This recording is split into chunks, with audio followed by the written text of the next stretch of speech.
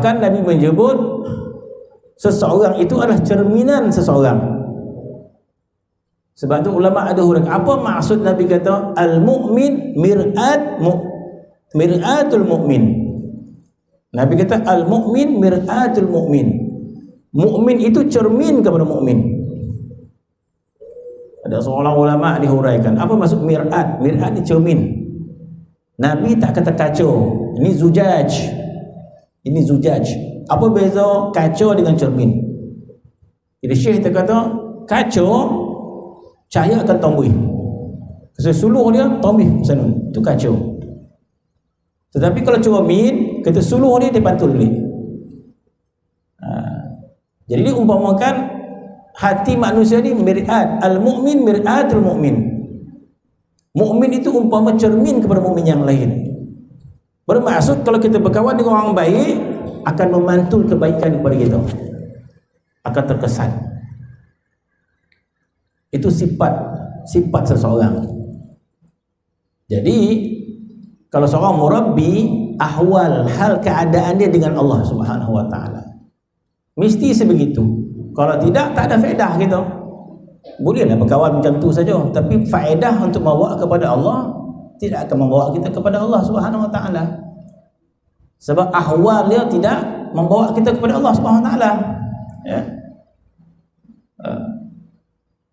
Jadi seseorang yang ahwal dia cinta kepada Allah, maka dia membawa kita kepada Allah Subhanahu wa taala.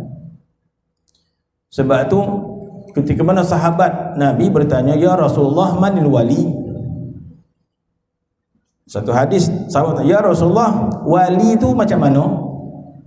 Jadi zaman sahabat lagi, para sahabat dah tanya Nabi tentang wali. "Manil wali ya Rasulullah?"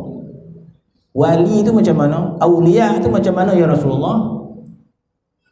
Nabi kata, "Iza ru'au zakarullah."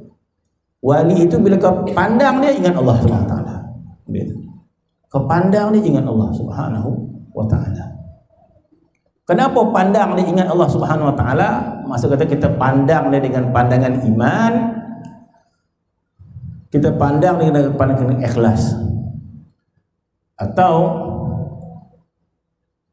lebih tepat lagi maksud dia memandang kepada wali itu ingat Allah Subhanahu wa taala sekiranya kita dalam pencarian untuk makrifat kepada Allah Subhanahu wa taala. Sekiranya kita dalam pencarian untuk makrifat kepada Allah Subhanahu wa taala, barulah kita memandang seorang wali itu akan membawa kita ingat Allah Subhanahu wa taala. Sekiranya kita dalam pencarian untuk makrifat kepada Allah Subhanahu wa taala, payah pun nak beramal susah, ni susah, mana jiwa kita dalam pencarian untuk makrifat pada Allah Subhanahu wa taala. Bila kita memandang seorang wali, hati kita akan dibawa ingat Allah Subhanahu wa taala. Dengan syarat kita dalam pencarian makrifat kepada Allah Subhanahu wa taala. Tapi kalau tak ada niat itu, dalam hati dia duit. Mandang muka orang pun macam mana nak jual orang ni, ya kan? Macam nak jual, mana ke situ. Mana bila dia pandang muka wali, tak bawa ke mana-mana pun. Tidak akan membawa ke mana-mana, sebab tujuannya bukan mencari makrifat kepada Allah Subhanahu wa taala.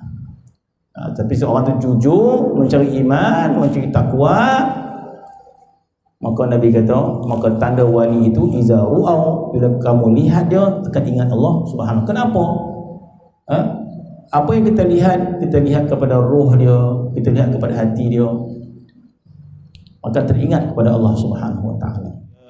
Rabbana ya Rabbana ya Rabbana